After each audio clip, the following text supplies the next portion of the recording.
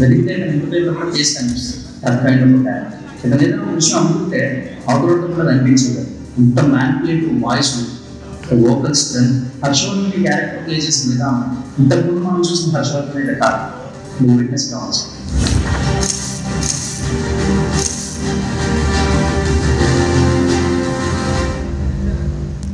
Jabili the victim. ఒక అమ్మాయి వైపు చూసి ఎవరైనా నవ్వితే వీడేంటి నా వైపు చూసి నవ్వుతున్నాడు అని అనుకున్న అమ్మాయిలు అందరిలో ఒక అమ్మాయి జాబిలి, the girl next door. Sridevi ఈ క్యారెక్టర్ ప్లే చేసింది. యాక్చువల్ ప్లే చేసిందని చెప్పడం కన్నా బిహేవ్ చేసిందని చెప్పడం correct. She is Jabili by her self. Mangapathi ఇతను కరెక్ట్.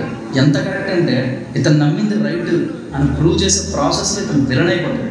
మంగపతిని చూస్తే మనకు కోపం వస్తుంది, మంగపతిని చూస్తే మనకు భయం వస్తుంది. శివాజీ గారు అంత బాగా చేశారు. గుర్తుండిపోతారు చాలా కాలం మనం. సీతారామ ఆత్మాభిమానం గల ఆడపిల్ల తల్లి. దేవుడు పెద్దగా ఏం మాట్లాడదు, కానీ మాట్లాడాలనుకుంటే మాత్రం అందరికన్నా గట్టిగా మాట్లాడతారు. ఈ సీతారామన్ క్యారెక్టర్లో చాలా ఎమోషనల్ డెప్త్ ఉంటుంది. ఆ డెప్త్ మొత్తాన్ని రోహిణి గారు చాలా బాగా రిఫ్లెక్ట్ చేశారు స్క్రీన్ మీద. You're lucky to have Rohini గారు ఇన్ దట్ క్యారెక్టర్.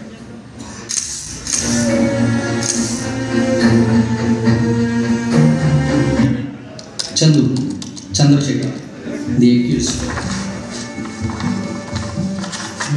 పని చేస్తే వచ్చే డబ్బులతో బైక్ ఈఎంఐ కట్టుకోవాలి అనుకునే కుర్రాలందరిలో ఒక కుర్రాడు ఉంది. ఒక free soul, happy life. Job అంటేనే జైలు ఫీల్ అయ్యే క్యారెక్టర్. ఇట్లా జైలు ఎట్లా అయింది Roshan played character of Chandu actual. So ఇప్పుడే ఈ కార్యక్రమానికి విచ్చేసిన న్యాచురల్ స్టార్ నాని గారికి కార్యక్రమానికి స్వాగతం పలికేస్తున్నాము. సో ఇలాంటి ఒక కాంటెంట్ని మనందరి ముందుకి తీసుకొస్తున్నారు ఆయన సమర్పణలో. అఫ్కోర్స్ మనందరం వెయిట్ చేస్తున్నాము ఇదే దాంట్లో విక్టరీ కోసం చూడడానికి. బట్ ఎస్ బిఫోర్ దట్ ఒక మంచి సినిమాని మన ముందుకు తీసుకొస్తున్నారు. అండ్ ఎస్పెషల్లీ ఇది చాలా చాలా అవసరం మీకు తెలుసుకోవడం.